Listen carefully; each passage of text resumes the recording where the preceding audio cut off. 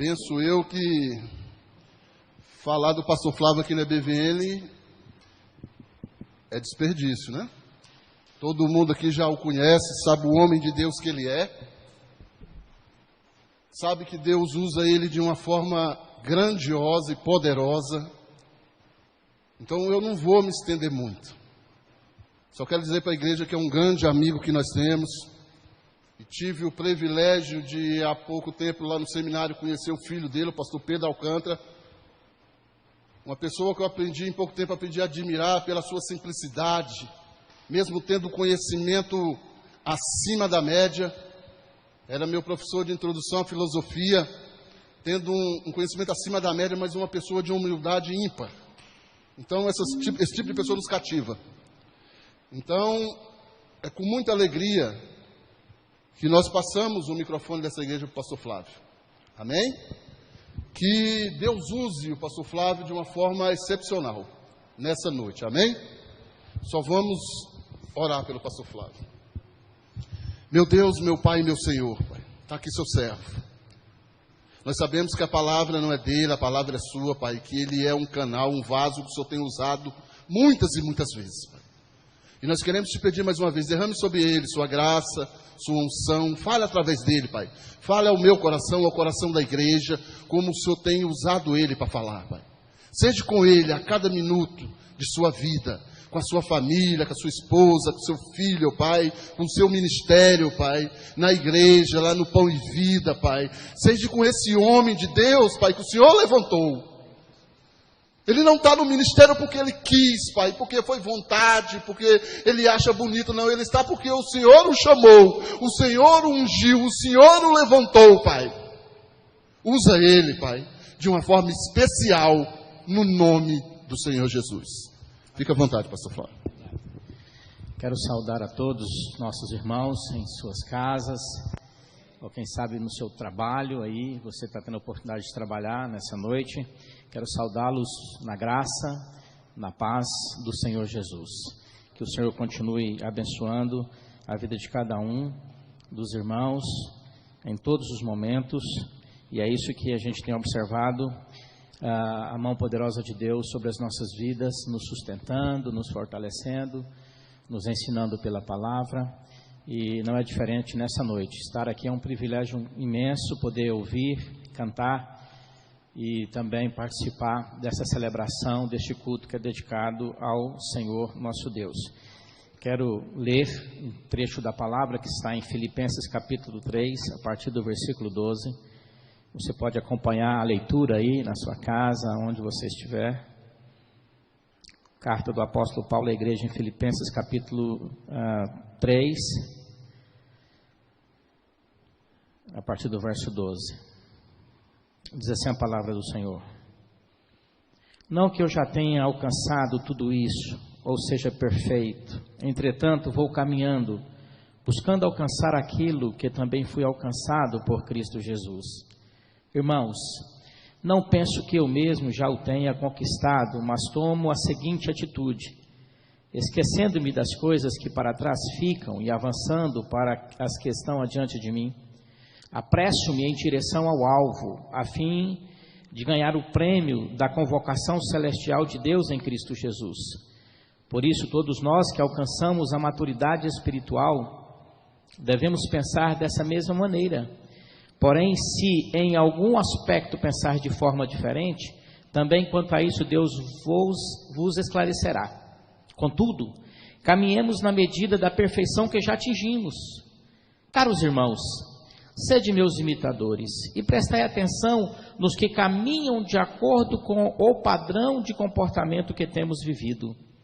Porquanto, como já vos adverti repetidas vezes, e agora repito com lágrimas nos olhos, que há muitos que vivem como inimigos da cruz de Cristo. O fim dessas pessoas é a perdição, o Deus deles é o estômago, e o orgulho que eles ostentam fundamenta-se no que é vergonhoso.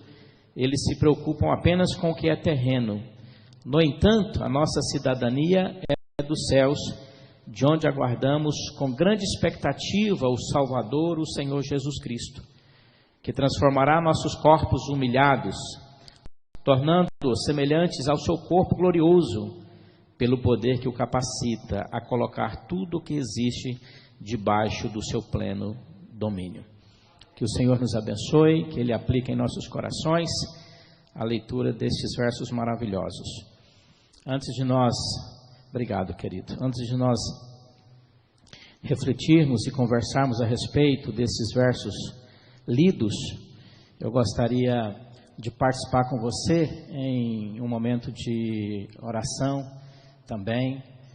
E eu gostaria de perguntar a você, como é que você está nessa noite? Como é que está o seu coração? Quais têm sido as práticas que estão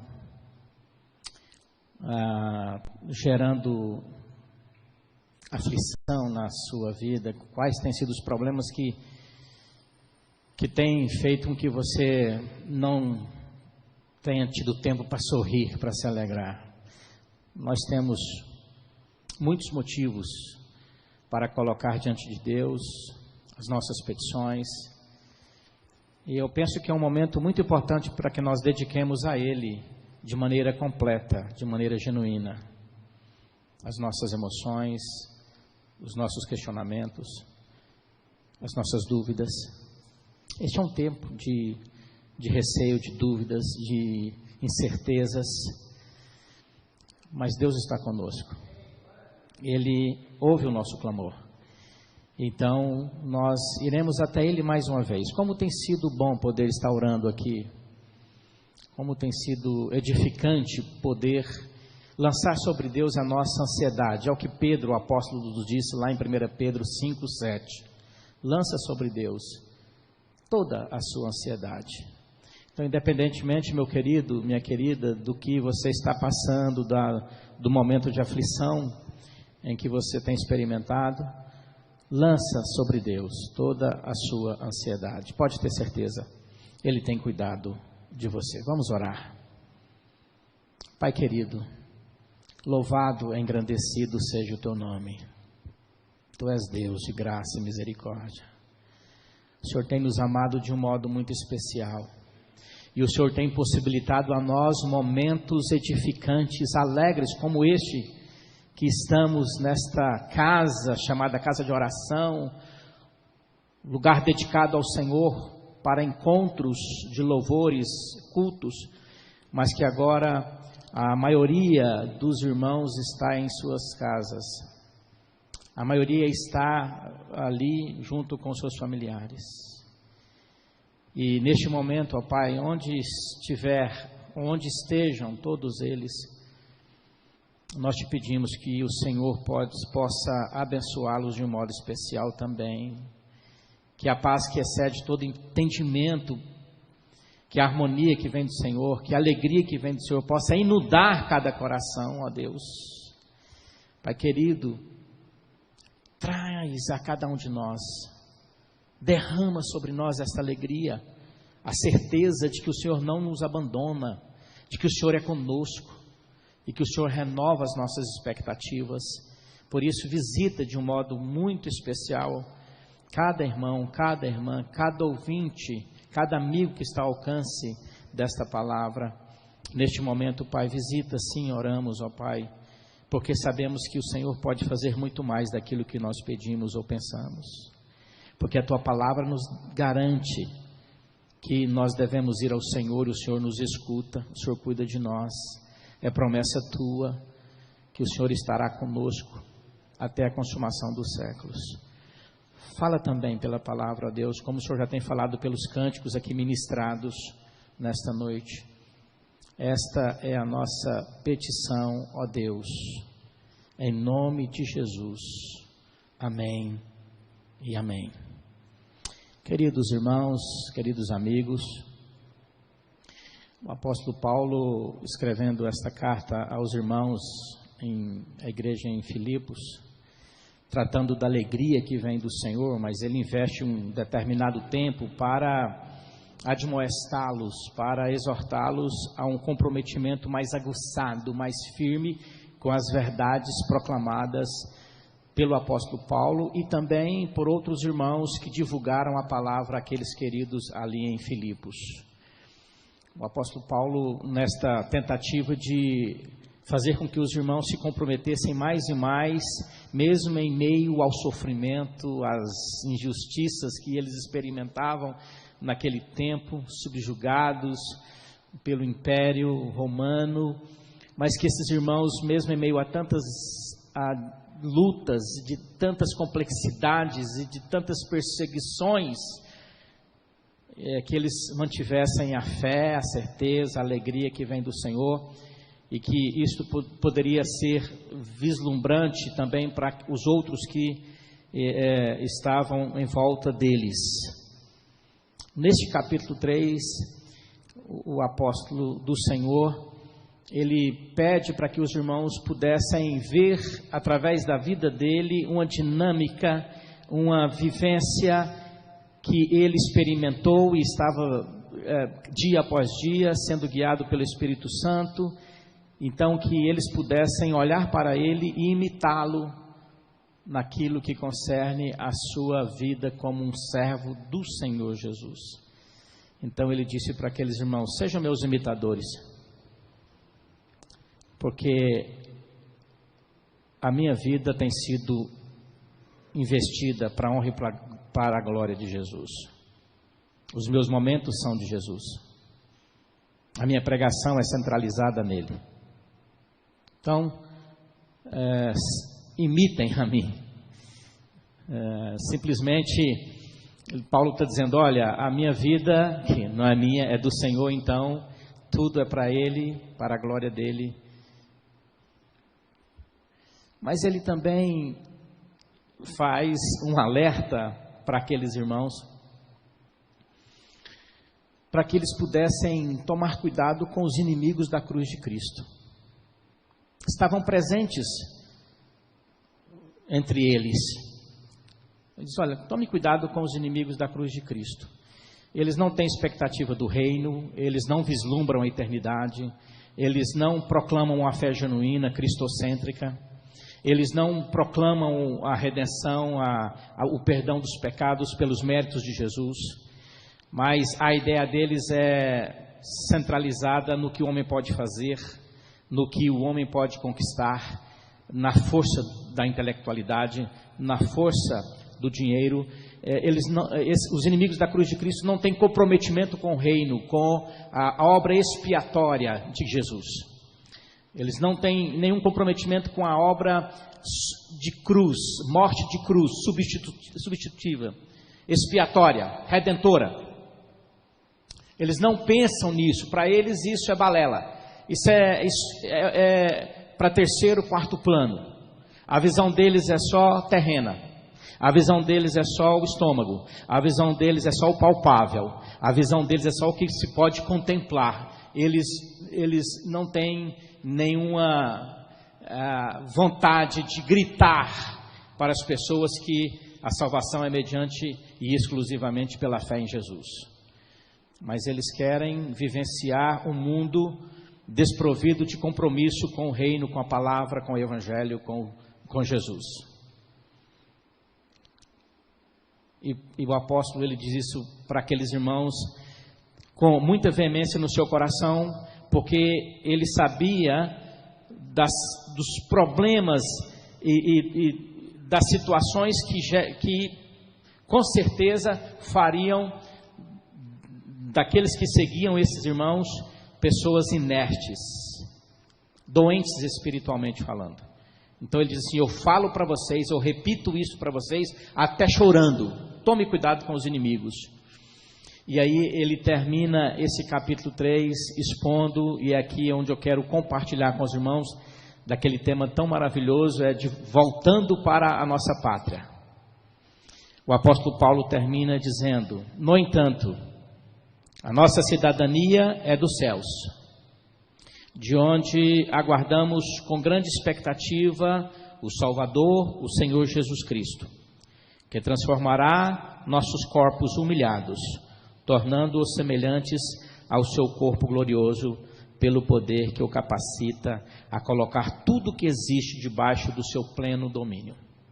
Após essas exortações, esses cuidados pastorais com aqueles amados irmãos, o apóstolo Paulo volta à sua tônica, à sua fala, à sua intenção de lembrar aqueles irmãos quem eles são, quem eles eram.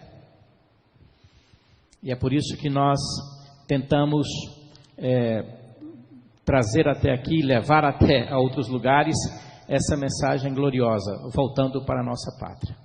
O apóstolo Paulo, neste versículo, está dizendo: no entanto, a nossa cidadania é dos céus. Esse é um primeiro aspecto importante para que nós possamos estar lembrando, para que nós possamos renovar na nossa mente, no nosso coração, esta certeza. Em meio a tantas adversidades, em meio a tantas crises, em meio a tantos distúrbios emocionais, nós temos uma certeza que precisamos estar sempre lembrando dela: nós somos cidadãos dos céus. Eu e você somos cidadãos dos céus. O nosso nome foi escrito na eternidade. Nós fomos gerados no coração de Deus na eternidade. Nós fomos gerados nos céus. Por isso que Paulo está dizendo que a nossa cidadania, a nossa pátria é celestial. Não foi por mérito meu, nem por mérito seu. Não foi porque você é bonzinho, ou porque nós somos bons, ou porque nós somos religiosos, ou porque Deus poderia ver em nós alguma potencialidade religiosa. Nós não somos cidadãos dos céus porque os nossos pais, que nos geraram, objetivaram, tensionaram ou pensaram nisso. Nós somos cidadãos dos céus porque nascemos segundo a vontade de Deus, porque nós existimos segundo a vontade de Deus, porque Ele nos chamou segundo os seus decretos. Romanos capítulo 8, versos 28, 29 e 30. Porque Ele me amou de maneira incondicional. Ele não me amou porque eu sou bom, ou eu fui bom, ou intenciono ser bom. Ele não te amou porque você é alguma coisa, mas Ele te amou de maneira incondicional. Nós não merecíamos, mas Ele resolveu, pela bondade soberana, pela bondade, além de soberana, decretiva, mas Ele resolveu na eternidade escrever o nosso nome no livro da vida. Por isso nós somos cidadãos. A nossa pátria é celestial. Essa verdade ninguém pode tirar de nós. Deus, segundo a sua grande bondade, misericórdia, nos escolheu nele antes da fundação do mundo e nos tornou cidadãos dos céus. Pense nessa primeira verdade. Uma segunda verdade que nós temos nesse versículo é que de lá nós aguardamos com grande expectativa a volta de Jesus. O apóstolo Paulo está dizendo para os irmãos em Filipos: olha, nós somos cidadãos dos céus e é de lá que vem, e a nossa expectativa, e era a expectativa deles, irmãos. Era a expectativa daqueles primeiros irmãos. Eles ansiavam, eles pensavam, eles falavam, eles comentavam. As mensagens proferidas, proclamadas, gritadas pelos servos do Senhor, tanto os apóstolos como os discípulos, os irmãos, era simplesmente essa: o Senhor virá, o Senhor voltará para eles. Eles esperavam com ansiedade, eles esperavam com grande expectativa. Nós não podemos nos esquivar, nós não podemos parar de pensar sobre, nós não podemos parar de comentar sobre isso, nós não podemos nunca desistir dessa mensagem bíblica, poderosa. E Deus, tão maravilhoso na sua longanimidade, que Ele permite que as situações aconteçam para que os homens reconheçam que Deus, o Senhor, é que tem o controle, o domínio, o poder de todas as coisas, e que Ele está dizendo, pela palavra, pelos acontecimentos, que o seu Filho voltará. E a igreja do Senhor Jesus Cristo, em todos os tempos, não perdeu essa visão, não pode perder, e mais do que nunca, de maneira emergencial, esta é a mensagem proclamada nestes últimos dias. Todos os noticiários, a gente pesquisa, olha os comentários dos cientistas, dos especialistas em determinadas áreas, e todos estão dizendo que o mundo está estranho e que quem não tem a ideia da volta de Jesus, vai dizer que o mundo está à procura de uma organização, de um líder, de um governo mundial, e que o mundo está para explodir. Mas nós sabemos, queridos, que essas coisas, que chamadas pelo Senhor Jesus de princípio de dores, elas, de maneira acelerada, elas vão sendo desenroladas para que, no determinado tempo de Deus, o Senhor Jesus Cristo volte. Então, a igreja, ela esperava com expectativa, com grande expectativa, a volta do Senhor. Nós não podemos esquecer dessa verdade. E a pergunta que nós fazemos é: você tem esperado também com grande expectativa? Você tem esperado com alegria? Você tem se envolvido de tal forma que os seus pensamentos, emoções, desejos, ações, elas estão sendo direcionadas nessa expectativa gloriosa? Quantas pessoas já foram encontrar com o Senhor Jesus nesse mês passado, irmãos, irmãs nossas, que já estão com o Senhor Jesus na eternidade, mas nós estamos aqui, e se o Senhor não nos buscar agora, mas Ele voltará. Mas você tem esperado com grande expectativa isso? Você tem acordado pelas madrugadas e tem falado com o Senhor Jesus, orado a Ele, dizendo para Ele: Pai, te louvo, te agradeço, porque esta é uma certeza maravilhosa de que o Senhor vem para nos buscar? Uma terceira verdade que nós temos nesse texto, meus queridos, é que na volta dele, Ele transformará os nossos corpos de humilhação, de dor, de angústia, de sofrimento, de perseguição. Ele vai transformar o nosso corpo humilhado num corpo glorioso. Talvez seja esta também uma das grandes expectativas da igreja do Senhor Jesus. A expectativa de que Ele volta, e Ele volta para transformar o nosso corpo. É o estado perfeito, é a glorificação. Será um momento em que nós adentraremos na presença do Senhor desprovidos de tudo aquilo que gerou complexidade na nossa existência. A nossa história foi marcada por lutas, por dores, por dificuldades, momentos de choro, mas a nossa história, ela terminará e o nosso corpo será transformado, será glorificado, e nada de imperfeito dominará. Nós estaremos presentes com o Senhor, desprovido de tudo isso. Senão você pode observar, depois você leia em sua casa mesmo, aí Romanos capítulo 8, a partir do verso 31. Amados, o apóstolo está dizendo assim: queridos, nós somos cidadãos dos céus, nós aguardamos com muita expectativa a volta dele, de lá que ele vem, e ele, quando vier, quando ele chegar, ele vai transformar os nossos corpos humilhados.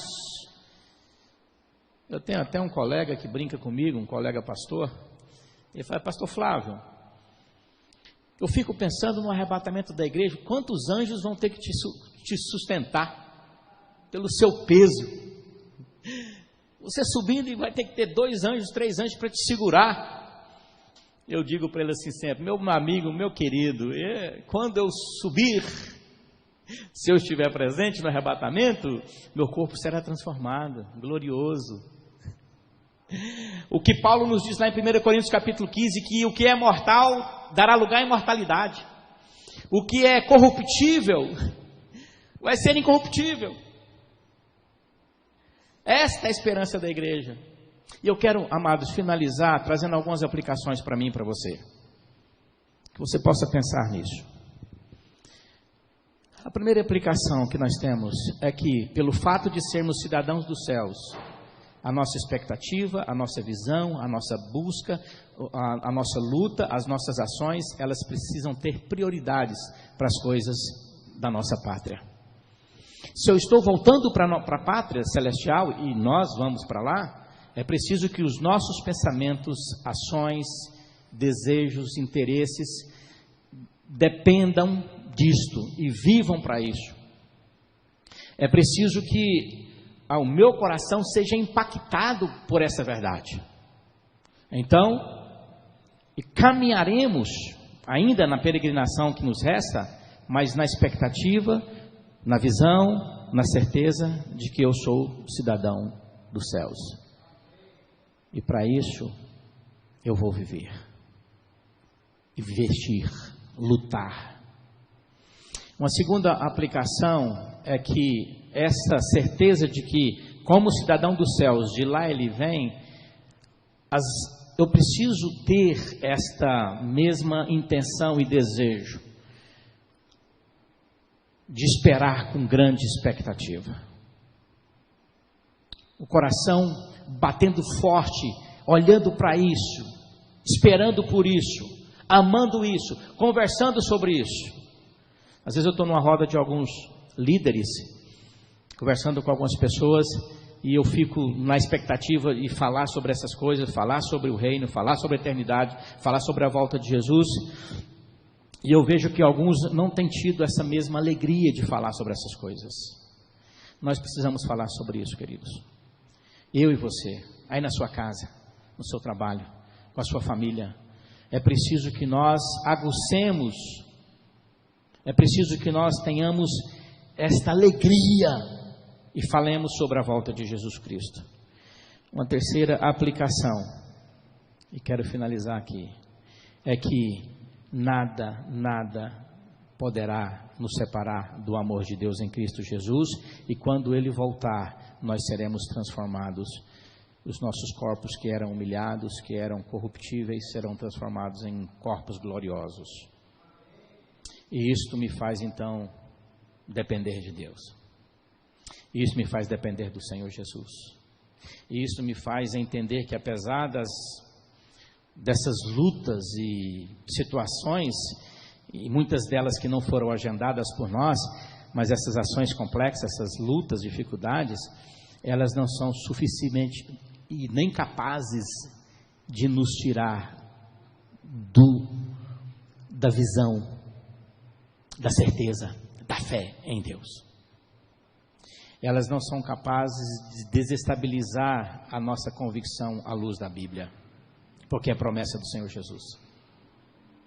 Isto me dá certeza de que na minha caminhada, na minha jornada, o Senhor continuará comigo e Ele continuará com você, independentemente da circunstância. Nós estamos voltando para a nossa pátria. Eu creio que nós estamos em direção já. O Senhor Jesus está chegando.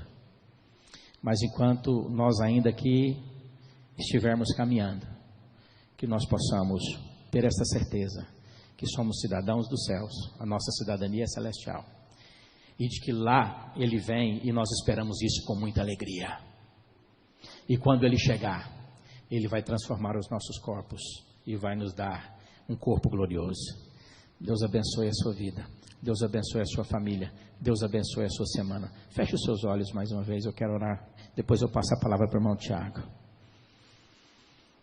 Pai querido, nós te bendizemos porque temos a certeza de que estamos voltando para a pátria celestial, porque nós somos de lá.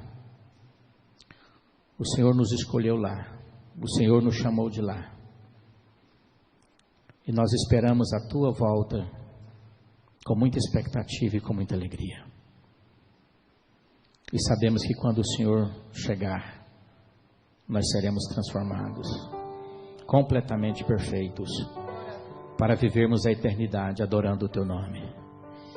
Pai querido, visita poderosamente os nossos irmãos agora em suas casas. Toma cada um em tuas mãos, que eles renovem estas certezas em suas vidas, que eles possam estar agora alegres por saber que são cidadãos dos céus. Somos teus filhos, amados pelo Senhor. Te louvamos por isso, Pai, e te agradecemos imensamente, em nome de Jesus. Amém.